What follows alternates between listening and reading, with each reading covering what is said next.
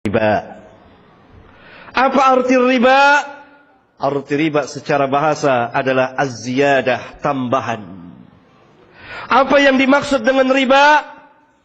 Yang dengannya turun ayat-ayat Al-Quran yang melarang perbuatan riba, mengancam orang yang melakukan riba, siksa yang sangat besar dunia dan akhirat yang akan diterima oleh orang-orang yang memakan riba, yang memperlakukan riba, yang mempraktekkan riba, yang menyebarkan riba.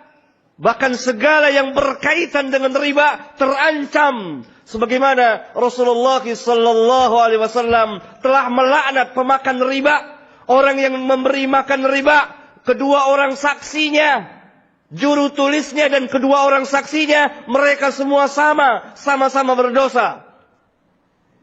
Al-Imam Muslim meriwayatkan sebuah hadis dari jalan Jabir bin Abdullah. Beliau mengatakan, la'ana Rasulullah sallallahu alaihi wasallam akil riba wa mukilahu wa katibahu wa syahidaihi wa qala hum sawa'un. Rasulullah sallallahu alaihi wasallam telah melaknat pemakan riba, orang yang memberi makan orang lain riba, juru tulisnya, dua saksinya, mereka semua itu sama-sama berdosa. Dan Rabbuna di dalam Al-Quranul Karim berfirman, alladzina ya'kuluna ar-riba la yaqumuna illa kama yaqumu alladhi yatakhabbathu asy-syaitanu minal mas. Dzalika biannahum qalu innamal bay'u mithlu ar-riba wa halallahu al-bay'a wa harrama ar-riba. Orang-orang yang memakan riba, mereka tidak bangkit nanti pada hari kiamat kecuali seperti berdirinya orang yang kemasukan syaitan. Yang demikian disebabkan mereka berkata, sesungguhnya jual beli itu seperti riba, padahal Allah telah menghalalkan jual beli dan mengharamkan riba. Dalam ayat yang lain Allah Subhanahu wa taala berfirman kepada kita orang-orang mukmin, ya ayyuhalladzina amanu taqullaha wa dharu ma baqiya minir riba in kuntum tu'minun. In kuntum mu'minin.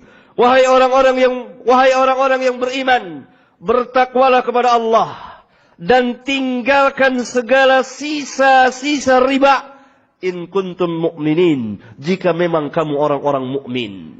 Apa yang dimaksud dengan riba? Riba apa yang dipraktekkan oleh orang-orang jahiliyah pada zaman turunnya wahyu ketika Nabi yang mulia sallallahu alaihi wasallam berdakwah? Praktek riba macam apa yang dilakukan oleh mereka? Para ulama menjelaskan, riba sesuai dengan arti bahasa az-ziyadah, setiap tambahan. Orang-orang jahiliyah, riba yang mereka praktekkan adalah seperti ini. Apabila seseorang itu menghutang kepada kawannya, berhutang kepada kawannya, dan kawannya mempiutangkan kepada dia dalam tempo tertentu, misalnya 1 bulan atau 2 bulan atau setahun. Apabila jatuh temponya, waktunya, dan orang yang berhutang belum mampu membayar, maka yang mempiutangkan berkata kepadanya, aku beri tempo waktu lagi, tetapi dengan memberikan ziyadah tambahan, atau dengan bahasa keseharian kita, ada bunganya. Berarti riba yang dimaksud dalam Al-Quran, yaitu riba an-nasi'ah, riba dalam hutang piutang, pinjam meminjam. Setiap pinjaman yang ada kelebihannya, dengan syarat ada kelebihannya, berapapun besarnya, maka itu riba yang diharamkan dalam Al-Quran dan sunnah Nabi sallallahu alaihi wasallam, yang diharamkan oleh Islam. Setelah kita mengetahui bahwa arti riba yang dipraktekkan oleh orang-orang jahiliyah dalam masalah hutang piutang, setiap hutang ada kelebihan, ada bunganya, maka apa perbedaannya dengan bank-bank yang ada sekarang ini di dunia ini? Aqulu qawli hadza wa astaghfirullah li wa lakum.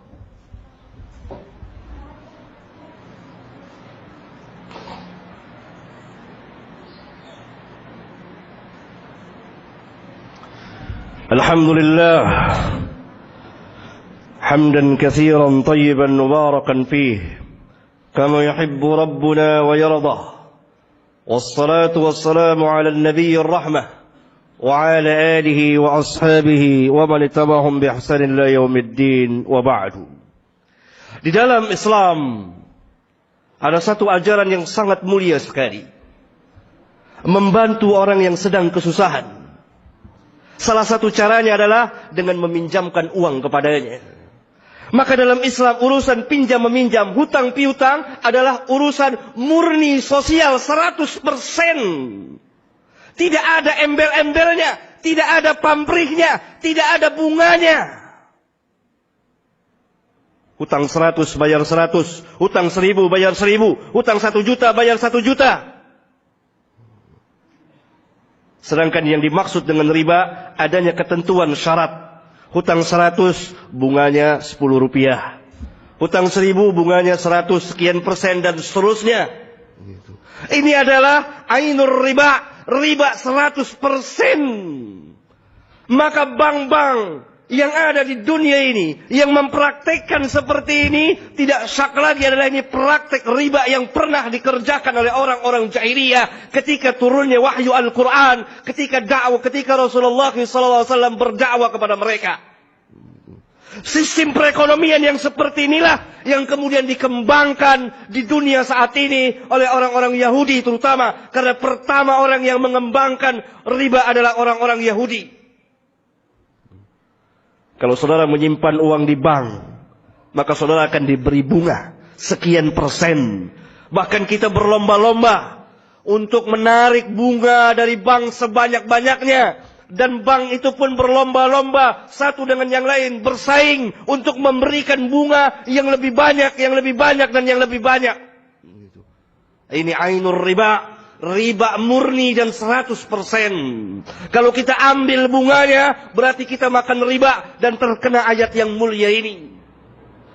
Dan terlaknat berdasarkan sabda Nabi kita sallallahu alaihi wasallam. Oleh karena itu menyimpan uang di bank dengan mengambil bunganya berarti kita memakan riba. Kalau tidak memakan bunganya berarti kita telah membantu kelangsungan praktek riba jahiliyah.